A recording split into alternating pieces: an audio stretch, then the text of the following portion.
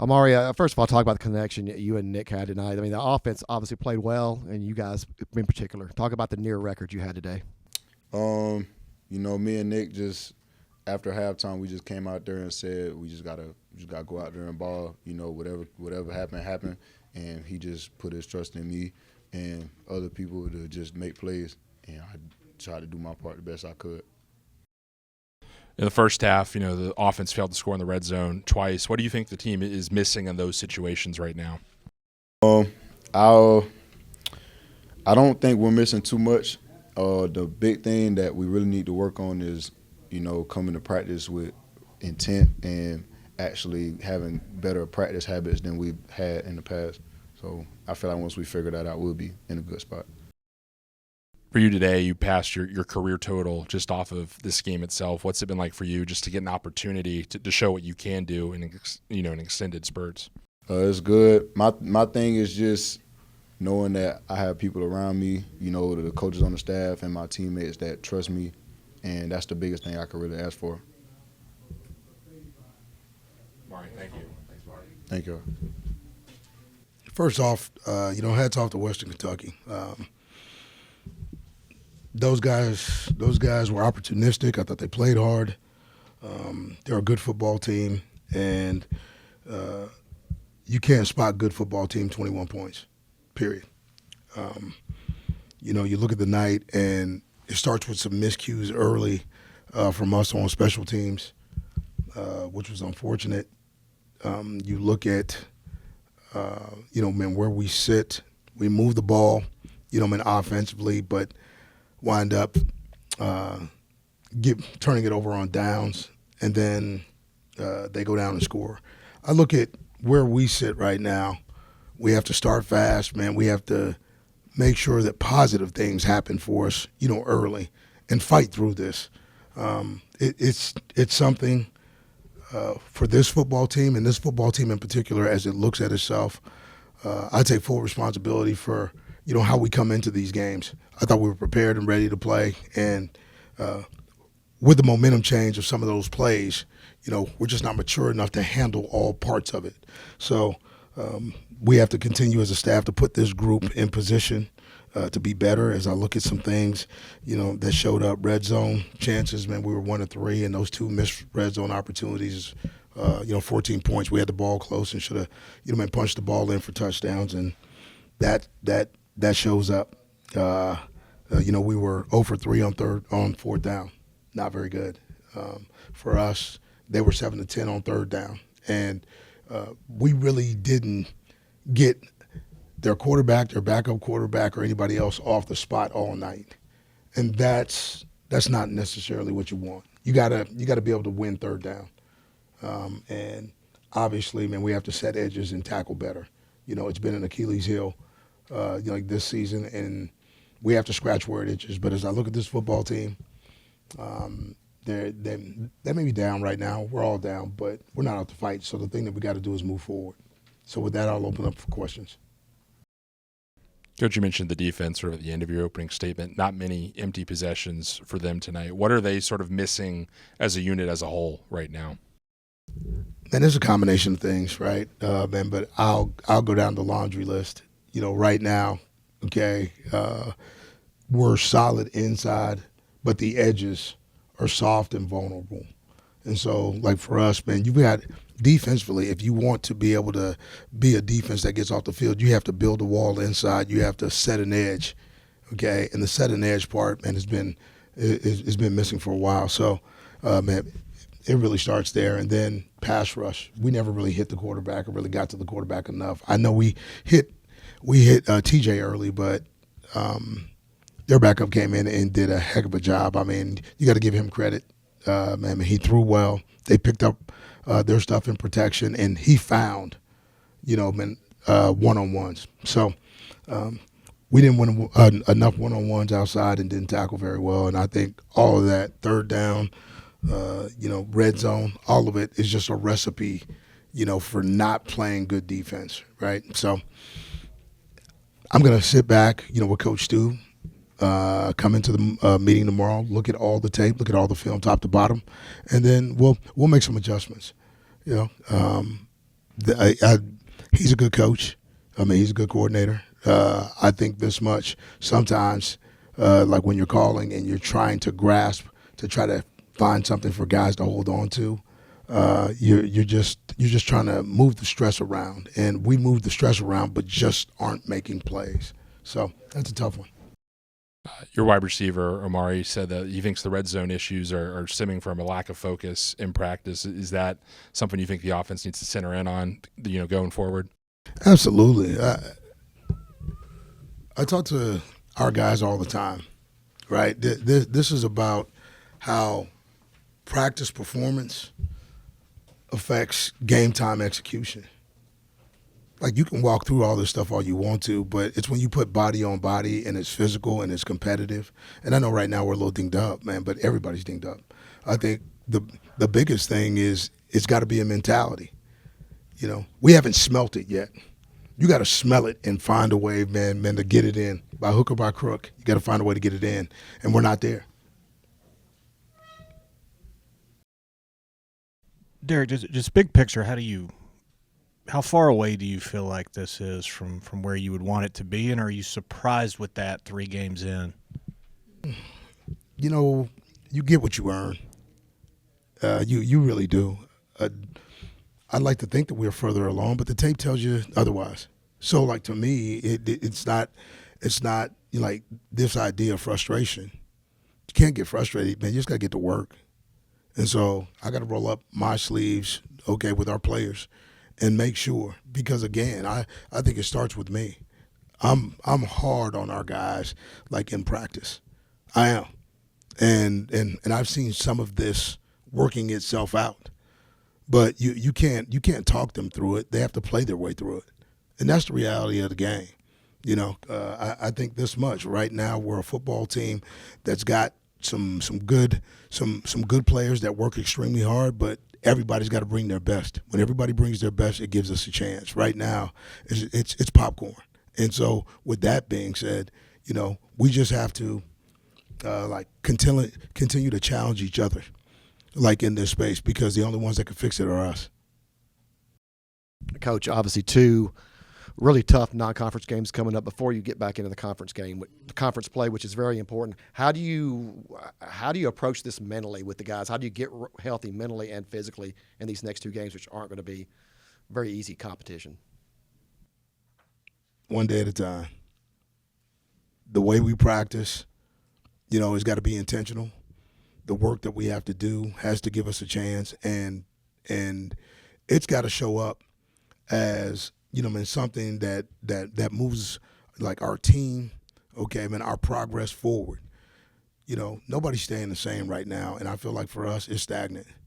Okay, it looks that way, it feels that way, at least defensively, and so we've got to do some things to shake it up. So it may be structure of what we do, it may be who we do it with, but we'll find it.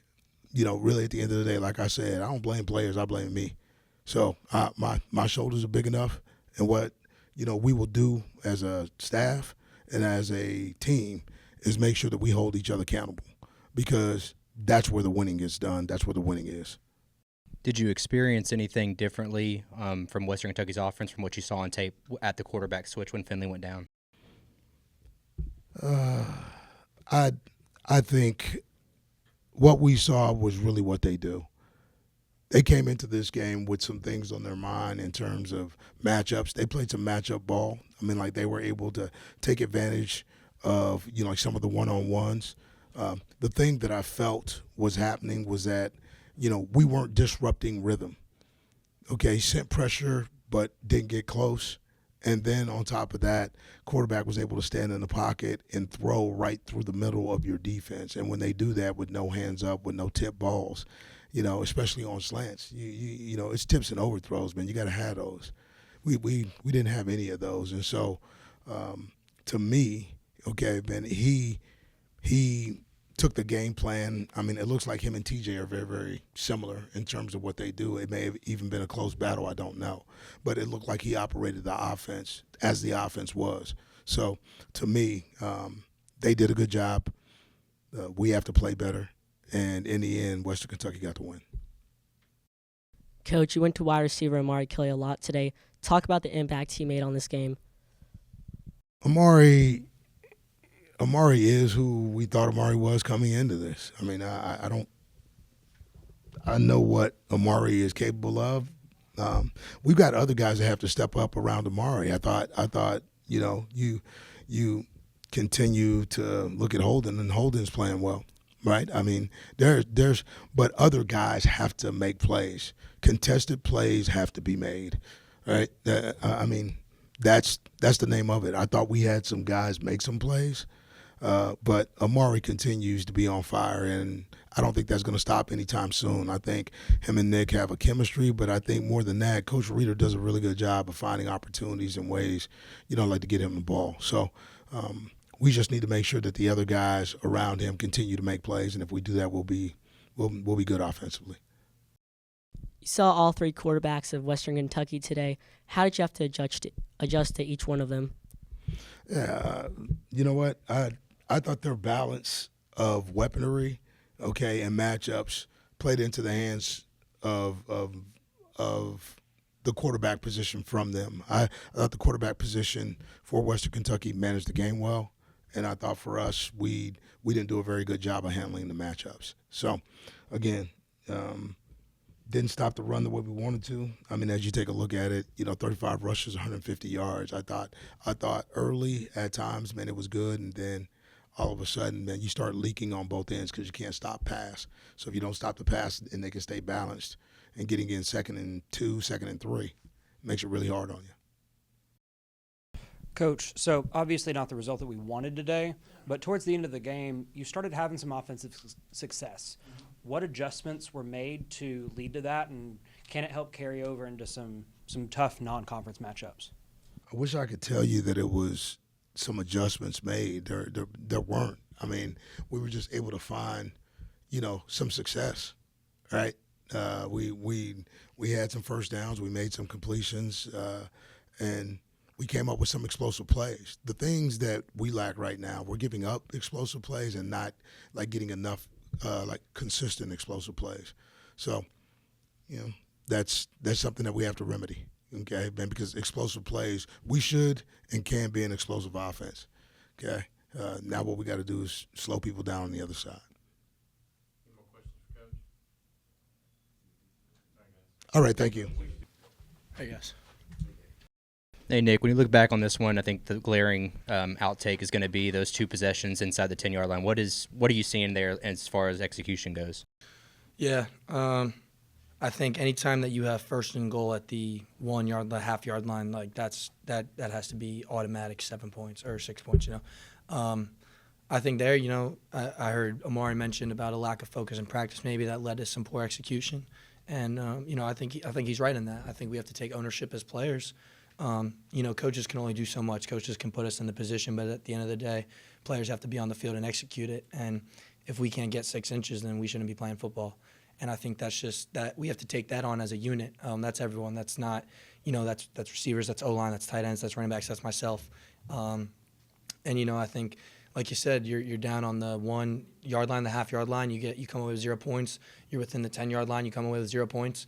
And it doesn't matter how many points that Western had at that time in the game. Those are game-changing moments during the course of a game that shift momentum and that can just create chain reactions. And we had phenomenal opportunities to put points up on the board, and we didn't. And that's not what an offense's job is to do. We need to put more points on the board. We saw a glimmer of how successful the offense can be there in the second half. How are you able to kind of encapsulate that and move that forward with 2 more non-conference games? Yeah, we had our moments, that's for sure. I think that, there was positives that we can take away. I thought, the O-line did a really good job in pass protection. I thought that, we kind of had an idea what Western wanted to do. Western wanted to pressure and bring a lot of exotic pressures, and they wanted to twist, and I thought we held up. We did a really good job, and that's a credit to the O-line, the tight ends, the backs. They were locked in on all of our checks and protections. And then, I told the receivers before the game, just do what you do. And I thought for the most part, guys were getting open, guys were making plays, guys were understanding man versus zone. I thought not only Amari, but Holden had a phenomenal game. I thought Cam did a lot of good things. Gamario made a couple good catches, and Miles, was also in there a little bit. I think it's one of those things like you have to build on it. You have to build on it. There's too much inconsistency right now, and I think that kind of goes into being in the red zone twice, or those two instances coming away with 0 points. We can't wait until the second half where we decide we want to start scoring touchdowns. So just we got to become more consistent, and that's because we just got to be hard. We got to be so much harder on each other in practice, and I'm going to be harder on the guys, and the guys are going to be a lot more difficult and challenging on me, and it's gonna make us better. Nick, you and Omari both came within single digits of breaking single game records for MTSU. Your connection's already 3 games in. Great. How much better can this connection with you two get through this season? I think our connection is going to go as far as we allow it to go. And that's just not with Omari. That's with anyone, any receiver, any tight end, running back on this offense. That connection isn't there just because, one day me and Omari woke up and was like, hey, we're going to have a great connection today. And, ever since Amari's gotten here in the spring, we've made it a point of emphasis to listen, we're going to go out there and we're going to be the best that we can possibly be. And that's not just myself and Amari. That's myself and the rest of the receivers. That's Roman and the rest of the receivers, Luther, Xavier, Stone, whoever it is. Whichever receiver it is, whichever quarterback it is, skill position, tight end, running back, we're going out there and we're going to try to be the best we can. And, like I said, Amari had one heck of a game tonight, and we're going to continue to build on it. I think Holden's going to continue to build on it, and that's what you hope to see out of a good football team throughout the course of a season is you build on game after game, and you continue to get better. And if we do that and we keep challenging ourselves, we're going to be in a good position moving forward. Nick, you obviously want to win any game, but has it been frustrating to have the struggles against these guys? Yeah, I mean, it's kind of like you said, you want to win any and every game. The fact that it was Western Kentucky, does it add a little bit more, salt in the wound, maybe a little bit. At the end of the day, it could have been any team. It could have been Tennessee Tech. It could have been Ole Miss. It could have been Duke, who we play next week. Any game, you want to walk away a winner. And if you don't, then you're always going to have that same feeling. And what we have to do is we have to learn from it. We'll come in tomorrow. We're going to watch this tape, and we're going to turn our eyes and get ready for Duke. They're a very good team. I know they were 2-0. I don't know what they did today, if they moved on to being 3-0, but they're a good team, and we need to get ready for next Saturday at 3 o'clock. Thank you, Nick. Thank you, guys.